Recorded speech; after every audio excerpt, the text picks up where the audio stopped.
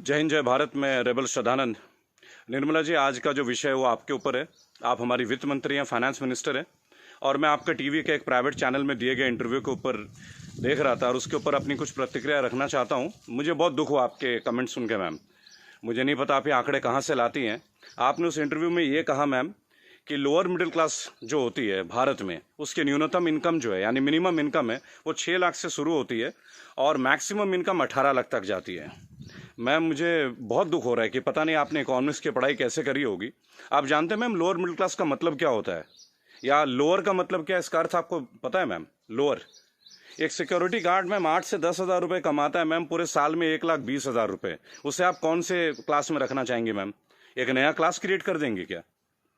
6 लाख रुपये मैम, जानते हैं 6 लाख रुपये क्या होता है मैम? 6 लाख में अगर लोअर मिडिल क्लास फैमिली को मिलने लगे ना मैम, वो उसमें से 4 लाख रुपये साल के सेव कर लेंगे। वो अपने बच्चों को आपके सो कॉल्ड इतने अच्छे गवर्नमेंट एडेड एजुकेशन स्कूल्स में पढ़ाएंगे, गवर्नमेंट एडेड हॉस्पिटल से उनकी चिकित्सा करवाएंगे, और आपके इतने अच्छे अच्छे आधुनिक फैसिलिटीज जो पिछले 7 ईयर से बीजेपी गवर्नमेंट प्रोवाइड कर रही है, वह हम इंडिया में, हम वर्ल्ड में बहुत अच्छे रैंकिंग में आ रहे हैं, जैसे कि बीजेपी का ग्राफ बताता है। वास्तविकता क्या है वो तो हम लोग जानते हैं मैम। मैंने भी वोट किया मैम, बीजेपी को वोट किया, लगातार 2 बार वोट किया। लेकिन मैं आप जैसे नेताओं की जब सुनता हूँ ना मैम स्पीचेस, और आप लोगों के आंकड़े, आपके जो डेटा बैंक, आप ये डेटा बैंक कहाँ से लाती है मैम, ये सोच के मैं बहुत सरप्राइज रहता हूँ मैम। आपने बोला 6 लाख न्यूनतम है, 18 लाख मैक्सिमम है मैम। 18 लाख समझते हैं आप मैम? 18 लाख क्या होता है मैम? 18 लाख तो मैम एक अच्छे खासे MBA का पैकेज नहीं है एनम में मैम, पर एनम का, वो भी टॉप इंस्टीट्यूट में पढ़ के। आपके सो कॉल्ड कॉलेजेस से जो बच्चे निकलते हैं, MBA BTech, आप जानते हैं इनकी पैकेज कहाँ से स्टार्ट होती है मैम? तो इसका मतलब ये सब लोअर मिडिल क्लास में आते होंगे आपके हिसाब से। So called good MBA, so called good BTechs and MTechs, ये तो लोअर मिडिल क्लास से आते होंगे मैम। हायर वाले कौन होते होंगे ma'am? Highly rich people, highly rich industrialist. Upper middle class तो फिर आसमान में रहने होंगे, जमीन पर रहेंगे ही नहीं। अपने आंकड़े ठीक कीजिए मैम, देश एक मुश्किल दौर से गुजर रहा है। आप किस तरह की स्टेटमेंट दे रहे हैं? आपने उस दिन बोला मैं मुद्रा लोन में हमने इतने इतने लोगों को दिया, हमने उद्योग वालों को दिया, हमने बुनकरों को दिया। मैम, आपने किसको क्या दिया? पेपरों में दिया है क्या मैम? आपको मैं चैलेंज करता हूँ Nirmala Sitharaman ji, I am officially challenging you ma'am. 100 youth लेके मैं आपके पास आने को तैयार हूँ, जो ग्रेजुएट्स हैं, पोस्ट ग्रेजुएट्स। आप मुझे ये बताएं कौन से ब्रांच से आप उनको ये लोन देंगे मैम। मैं आपके पास ले आता हूँ मैम, और मैं नतमस्तक हो जाऊंगा, क्योंकि जब आप 100 को देंगे, अगला 1 लाख यूथ मेरे साथ तैयार होगा मैम। केवल टीवी में आके ऐसे इंटरव्यूज मत दीजिए मैम। आप लोग अपने घरों में बैठ के थाली पीट रही हैं और आके अपने ये वक्तव्य सुना रहे हैं। अरे आप लोगों को अंदर आइए मैम, लोगों के बीच आइए। आपको तो अभी तक लोअर मिडिल क्लास फैमिली का डेफिनेशन नहीं मालूम है। और मैम, एक सवाल है मेरा आपसे और मोदी गवर्नेंस से। आप मुझे ये बताएं मैम कि राजनीति एक सेवा है या नौकरी है? मेरे स्पीचेस बेसिकली मैम कभी होते नहीं है, मैं लिख के कभी नहीं लाता मैम। जो मेरी खुद की फीलिंग्स है, मैंने अपने नाम में रेबल शब्द इसलिए क्योंकि जो गलत है मैं तो बोलूंगा ma'am. I have the right to express my views. आप मुझे ये बताएं मैम, पॉलिटिक्स, राजनीति, इज इट ये सेवा है मैम या नौकरी है? अगर सेवा है तो मैम आप लोग तनख्वाह मत लीजिए मैम, और पेंशन मत लीजिए। इतनी हाई सैलरी है आप लोगों की, इतनी फैसिलिटीज है मैम, टेलीफोन कॉल्स की फैसिलिटी, AC की फैसिलिटी, बिजली की फैसिलिटी, ड्राइवर की फैसिलिटी, हाई क्लास ट्रेन की फैसिलिटी, फ्लाइट्स की फैसिलिटी, पेट्रोल की फैसिलिटी। मत लीजिए मैम। आप आइए, लोअर मिडिल क्लास फैमिली की तरह लाइफ को स्पेंड कीजिए, अगर आप सेवा करना चाहती है मैम। और अगर ये नौकरी है मैम, पॉलिटिक्स, अगर राजनीति आप लोगों के लिए नौकरी है मैम, तो इसका कोई एजुकेशनल मापदंड होगा ना मैम, कोई एजुकेशन क्राइटेरिया तो होगा। मोदी जी, मैं आपसे क्वेश्चन पूछना चाहता हूं कि ऐसा कौन सा डिग्री ले लिया मैं निर्मला सीतारमण जी ने, जो आप एक पहले इनको आप डिफेंस मिनिस्टर बनाते हैं, चंद महीनों के बाद आप इन्हें मिनिस्ट्री ऑफ फाइनेंस दे देते हैं। अरे डिफेंस तो हमारी शक्ति परीक्षण की बात है। It is about our valour, it is about our strength, it is how much mentally fit we are, how much physically tough we are. How can you give a position, both the position to same person? Are they eligible for the same post ma'am? Sir, क्या ये दोनों same post के लिए eligible होते हैं क्या? मुझे लगा था कि आपने कहा था अच्छे दिन आएंगे तो ठीक है, आप क्राइटेरिया को बदलेंगे। सर, आपने तो क्राइटेरिया नहीं बदला। आपने तो दूसरे दलों के नेताओं को अपने पार्टी में लेके आ गए, उनको भगवा रंग दे दिया, उनको नेताएं बना दी। मैं दिल्ली में जनवरी मंथ में इंटरव्यू देख रहा था अनुराग ठाकुर का, फरवरी में, देश के गद्दारों को गोली मारो।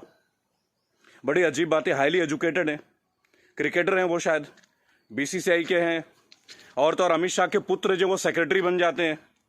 लोगों के ऊपर आप लोगों को बड़ा अच्छा लगता है। आपकी IT टीम के ज्यादातर लोग राहुल गांधी को पप्पू पप्पू पप्पू करके बुलाते हैं।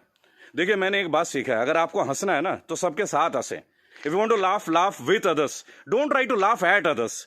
It doesn't show your good politics, it shows the political vendetta. अभी प्रियंका गांधी जी ने बसों का इंतजाम किया तो बहुत सारा हवा मच गया कि भाई ये गाड़ियों टेम्पो हैं, वो हैं, फलाना है, ढहका है। अरे सर, आप 2000 बसें लगा दीजिए ना। चलो उन्होंने ऑटो दे दिए, टेम्पो दे दिए, पर उनको कुछ फीलिंग तो रहा, वो दे तो रहे हैं। आप लगा दीजिए 2000 के बदले 4000 बसें। किसने रोक रखा है आपको? उन्होंने तो ये तक कह दिया कि भाई हमारे बसों में आप बीजेपी का झंडा भी लगवा लें। गलत कर दिया क्या सर? उसमें भी आप लोग शोर मचाना लग जा रहा है। ऐसा लगता है जैसे you are always ready to fight instead of getting it worked.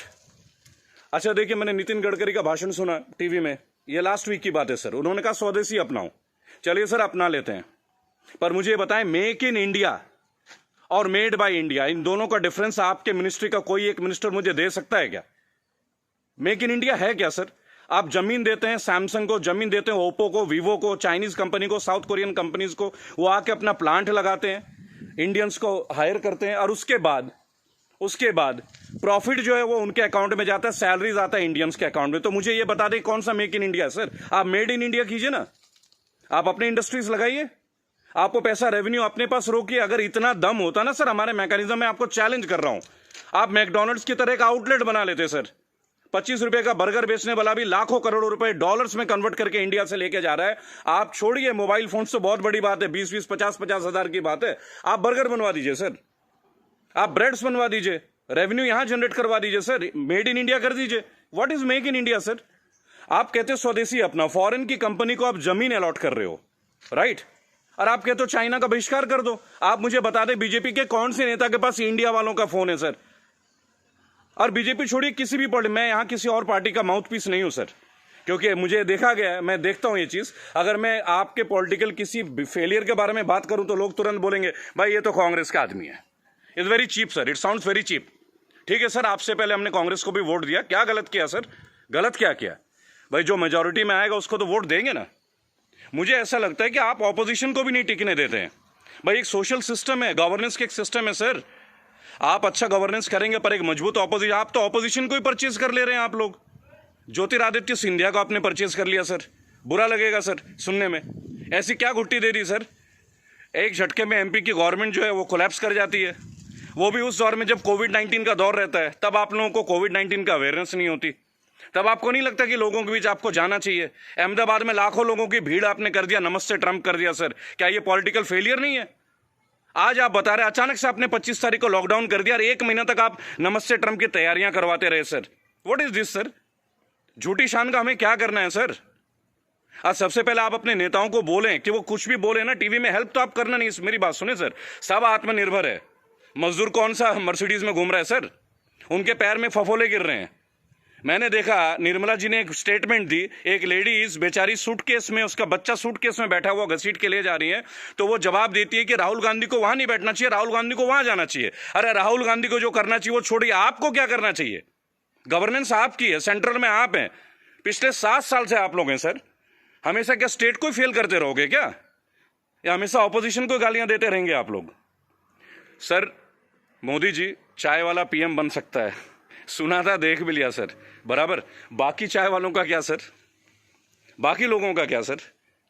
प्रवासी मजदूर छोड़िए, प्रवासी क्या होता है सर? सब भारतीय मजदूरी तो है। हर पूरा देश तो वैसे भी मजदूरी कर रहा है सर, पूरा देश मजदूरी कर रहा है। आप जितना ग्रोथ दिखा दो सर, ग्रोथ क्या है वो तो लोगों के जेब में आके देखो ना, लोगों के घर में आके देखो, बैंक अकाउंट में आके देखो कि पैसे हैं किन के पास और किन के पास नहीं है। मैं एक रिक्वेस्ट करूंगा सर आपको, आप अपने मिनिस्टर्स को काइंडली एक इंस्ट्रक्शन दें कि वो कुछ भी वक्तव्य दें। बहुत बुरा दौर है सर, इस बुरे दौर में कम से कम स्टेटमेंट्स अच्छे दें। कुछ अच्छा कर ना सके तो अच्छा बोल ही लें, लोग तो अपना कर ही लेंगे ना सर। सड़क में बच्चा मर जा रहा है, माँ बाप उसे कैरी कर रहे, इससे ज्यादा दुखद स्थिति क्या हो सकती है सर? ये कोई पॉलिटिकल बात थोड़ी है। लेकिन मेरा एक सवाल हमेशा आपके साथ रहेगा सर, कि आप एक बात का जवाब जरूर दें, और जो भी लोग इस वीडियो को देख रहे हैं, अगर आपका संपर्क किसी भी पार्टी से है, कांग्रेस से है, समाजवादी पार्टी से है, तृणमूल कांग्रेस के लोगों से, कृपया मेरा वीडियो उन तक पहुंचाएं और उनको बोलें कि ऑपोजिशन इसलिए कमजोर है, केवल एक कारण है, क्योंकि इन पॉलिटिकल ग्रुप्स के जितने भी लोग होते हैं ना सर, जो सो कॉल्ड प्रदेश प्रवक्ता होते हैं, शायद वो बेहद कमजोर हैं। सांबित पात्रा से कैसे बहस कर रहे हैं, मुझे खड़ा कीजिए सर, मैं बताता हूं सांबित पात्रा से क्या बात करनी है, डेटा के साथ। स्मृति ईरानी के साथ बात करना है, मैं करूंगा सर। मैं उनसे पूछूंगा उनका क्या एजुकेशन क्वालिफिकेशन था जो उन्हें शिक्षा मंत्री बना दिया गया था। आप सीबीएसई का हैंडल, मेरे पास बहुत मुद्दे हैं सर, देश के करंट मुद्दे हैं। और सर चिंता मत कीजिएगा, मुझे आपसे कुछ हेल्प नहीं चाहिए सर, प्लीज फाइनेंशियली मुझे आपसे कोई हेल्प नहीं चाहिए, आपकी पार्टी से तो कम से कम कुछ भी नहीं चाहिए। मेरे दोस्तों, अगर आप ये वीडियो देखते हैं प्लीज शेयर कीजिए। मैं चाहता हूं कि एक बार मंच पे आने का मौका मिले सर। और अर्नब गोस्वामी जी, आप जो जिनको बुलाते हैं दूसरे ग्रुप के लोगों का, बोलते it is my show, it is my show. God damn it, if it is your show, why are you calling other people man? Don't call them. अगर आपको लोगों को बुलाना है, बात करना है तो मिलें, बात करें, उनकी सुने। केवल चिल्लाने से आप अच्छा एंकर नहीं बन जाते sir. I am very sorry to say, that is the worst type of journalism I have ever seen. I am very unhappy sir. मुझे लगता था आपके अंदर स्पिरिट है, पर आप तो लोगों को शोर मचा के चैनल ब्लॉक कर देते हैं, उसको बाहर कर देते हैं। What is this way of journalism sir? कि मेरे इस सवाल का जवाब दीजिए। मेरे इस क्या फिल्मी शूटिंग करते हैं क्या सर आप? चलिए सर, मुझे बुलाइए अर्नब जी एक बार अपने चैनल पे, बुलाइए मुझे। 5 स्टैटिस्टिक्स पे बात करूंगा, ग्राफ के साथ बात करूंगा, डेटा के साथ बात करूंगा आपके साथ। उसके बाद अगर आपकी बोलती ना बंद कर दी ना सर, तो मेरा नाम बागी श्रद्धानंद नहीं।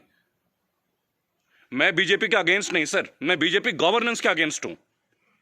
मुझे नहीं लगता भगवा पहनने से ही मैं हिंदुत्व का पहचान करा जाएगा। मेरे अंदर बहुत हिंदुत्व है। कमाल की बात देखिए, मेरी आखिरी लाइन है, गौर से सुनिएगा सर।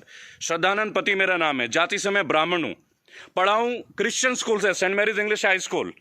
और गर्व से कहता हूं सर, फादर हुआ करते हैं वहां पे, फादर गॉलबर्ट फर्टैडो, अब नहीं रहे सर, हमारे फॉर्मर प्रिंसिपल। क्या कमाल की शिक्षा दी है सर।